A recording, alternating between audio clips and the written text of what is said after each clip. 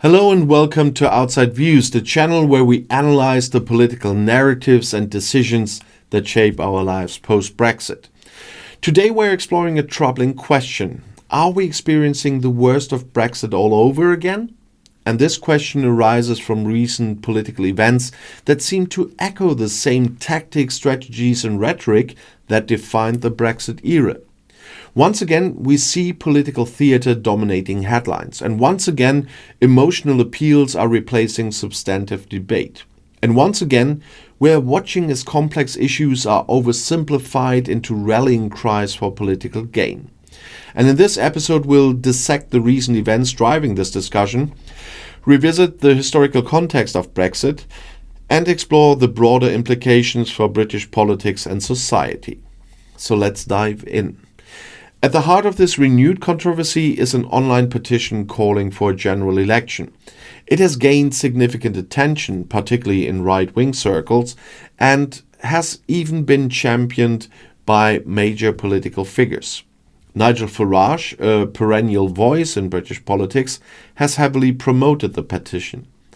Elon Musk, the billionaire and social media magnate, has amplified it to his global audience. And even Kemi Badenoch, the leader of the opposition, mentioned it during Prime Minister's questions, embarrassing herself with a statement that suggested she either misunderstands the democratic process or is choosing to ignore its basic principles. The petition, as of when I wrote this script, has gathered millions of signatures, and its supporters claim it represents the will of the British people and that it sends a clear message to the Labour government. But let's take a closer look. What does this petition actually accomplish? The answer is simple: nothing. Parliamentary petitions in the UK that gather over 100,000 signatures can trigger a debate in Westminster. However, these debates are symbolic at best. They are not held in the House of Commons, carry no legislative power, and are rarely attended by more than a handful of MPs. And they are largely irrelevant to the actual functioning of government. And this means that no matter how many signatures this petition gathers, whether it's 2 million, 3 million, or even more, it will not force a general election. The current government, as dictated by democratic norms, remains in power until the next scheduled election. The irony of the situation is striking.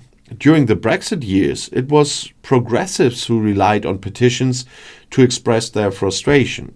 In 2016, a petition calling for a second Brexit referendum gathered 4.2 million signatures. And 3 years later, another petition to revoke Article 50 and cancel Brexit entirely reached 6.1 million. Despite these impressive numbers, neither petition achieved its goal. No second referendum was held, and Brexit was not reversed.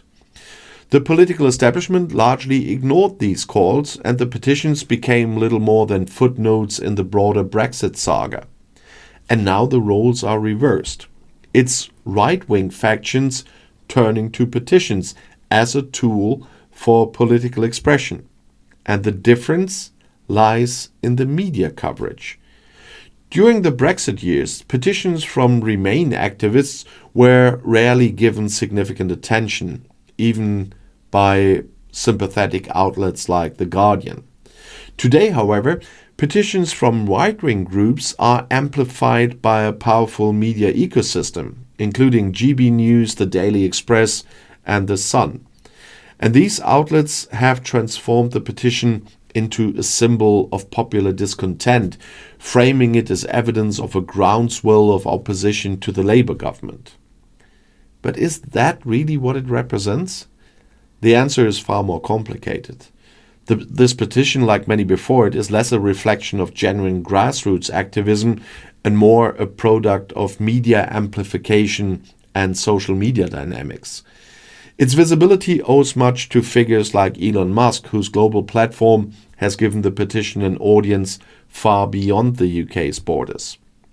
In fact, many of the petition signatures come from outside the UK, from countries as far-flung as the United Arab Emirates and the British Antarctic Territory. And this raises an obvious question. How can a petition with such global involvement truly represent the will of the British people? The parallels between this petition and the tactics of the Brexit campaign are hard to ignore here. Both rely on emotional appeals and oversimplified narratives. Both sidestep the complexities of governance in favor of dramatic gestures. And both are ultimately about perception rather than substance. Think back to the infamous bus emblazoned with the claim that Brexit would free up £350 million a week for the NHS. That claim was first of all misleading, but it dominated headlines and shaped public perception. It wasn't about actual policy. It was about creating a narrative that resonated with voters. And the petition serves a similar purpose. It creates the illusion of momentum, mobilizes supporters, and generates headlines. But it offers no real solutions to the challenges facing the UK. These tactics are not new, but their persistence raises troubling questions about the state of British politics. Why do they keep returning to performative gestures and populist rhetoric instead of addressing the root causes of their political and economic challenges? And the answer lies in part in the unresolved legacy of Brexit. Brexit was sold as a solution to the frustrations of many British citizens, an answer to the perceived loss of sovereignty, the economic stagnation in certain regions, and the cultural anxieties surrounding immigration. But nearly 8 years after the referendum, those promises remain largely unfulfilled. The UK faces economic challenges, diplomatic isolation, and ongoing political divisions. For many, the sense of disillusionment that fueled the Leave vote has only deepened. And this disillusionment has created fertile ground for the kind of tactics we are seeing now. Petitions, slogans, and dramatic gestures offer a sense of agency in a system that often feels unresponsive. They allow people to express their frustrations, even if those expressions ultimately lead nowhere. But they also distract from the real work of governance. The real challenges facing the UK are complex and require thoughtful, long-term solutions. Economic inequality, the cost of living crisis, and the country's diminished global influence cannot be solved through petitions or populist posturing. They require policies that prioritize stability, cooperation, and accountability. And as we watch the same tactics that defined the Brexit era resurface, we must ask ourselves, have we learned anything from the past 8 years?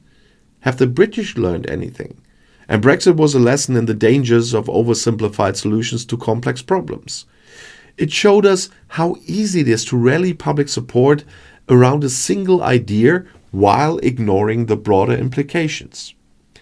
And it demonstrated the cost of putting perception above substance. If they want to move forward as a country, they must resist the allure of performative politics.